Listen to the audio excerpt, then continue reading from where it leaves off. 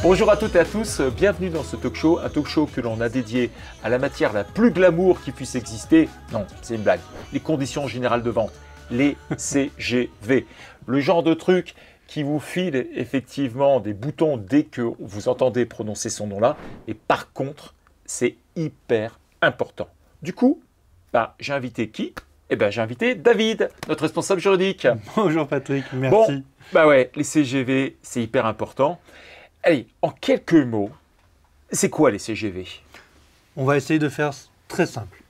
Les CGV, c'est un document précontractuel. Ça veut dire quoi? Ça veut dire que c'est un document qui va fixer les rapports contractuels des parties. On va y retrouver les éléments importants sur la commande, qui doit faire quoi, qu'est-ce que l'on vend, dans quelles conditions, quel délai, etc. Ce qui est important, et je veux vraiment appuyer là-dessus, c'est que c'est un document précontractuel. Ça veut dire qu'il doit être communiqué avant la signature du contrat. Ça veut dire que de façon très concrète, lorsque quelqu'un s'apprête à signer quelque chose ou à commander quelque chose, quelque part, il doit avoir cette possibilité de pouvoir voir les CGV. C'est ça? C'est exactement ça.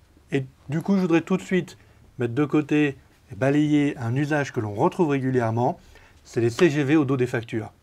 Pour une raison simple, Patrick, si tu reçois ta facture pour la payer, c'est que le contrat est déjà conclu, on en est à la phase de paiement, et donc il est trop tard. Oui, de façon très concrète, précontractuelle, signifiant que c'est avant la facture. Exactement. D'accord. Est-ce que le fait d'avoir des clients qui sont des particuliers ou des clients qui sont d'autres sociétés a un impact sur les CGV? Oui, tout à fait. C'est un impact qui est assez important.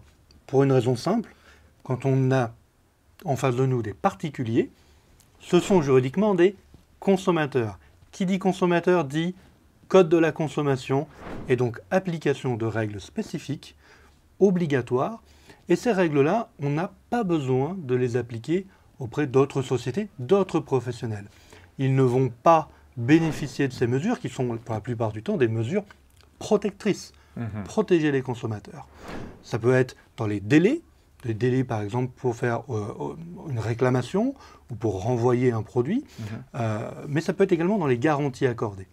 Une fois qu'on a dit ça, il faut donc préciser une chose, si j'ai des clients particuliers ou des clients professionnels, il peut être intéressant de prévoir deux versions des conditions générales de vente afin de ne pas accorder une protection inutile aux professionnels, en tout cas une protection dont ils n'ont pas, par la loi, d'obligation d'avoir.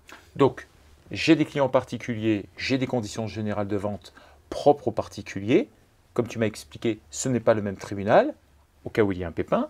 J'ai des clients professionnels, j'ai des conditions générales de vente spécifiques aux professionnels, ce n'est toujours pas le même tribunal. Et si j'ai les deux, j'ai deux conditions générales de vente qui me permettront d'être, on va dire, le plus protégé par rapport au type de clientèle. C'est exactement ça.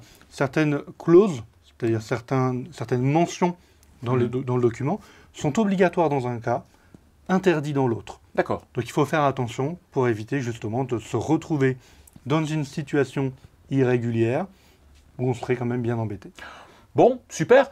Est-ce que finalement les CGV, c'est obligatoire ou pas?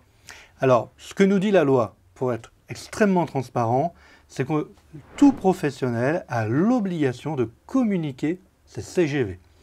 Donc, c'est une obligation de communication. À partir de là, si on veut communiquer les CGV...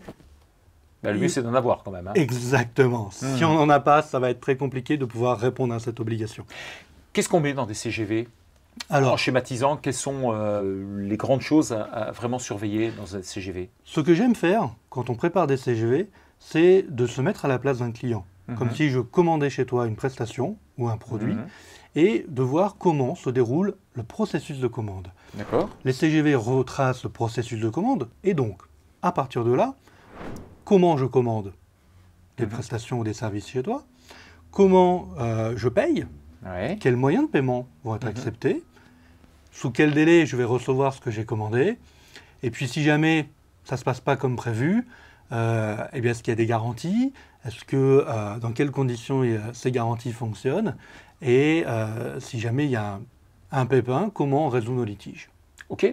Alors, finalement, quelle que soit la taille, que je travaille seul ou que je sois une multinationale connue et archi connue, dans tous les cas de figure, j'ai besoin de CGV. Exactement. Si je peux me permettre de rajouter quelque chose, c'est un document qu'il ne faut pas nécessairement voir sur la contrainte de l'obligation. C'est un document qui est extrêmement utile pour les professionnels parce qu'il permet d'encadrer leurs relations contractuelles. Ça veut dire quoi? Ça veut dire que demain, en cas de litige, eh bien, ils ont déjà une grille, comment faire, quoi appliquer en cas de difficulté. Bon, est-ce que Doux peut aider à réaliser les CGV? Bien sûr, Patrick. Nous avons des juristes experts formés sur ces questions qui peuvent intervenir, donner les bons conseils et rédiger les conditions générales de vente. Bon, ce que je te propose, on mettra en description directement une offre spécifique pour les CGV. Parfait. Nickel, merci David. Merci Patrick. Merci à vous tous d'avoir suivi ce talk show sur les CGV et je vous dis à très bientôt. Au revoir.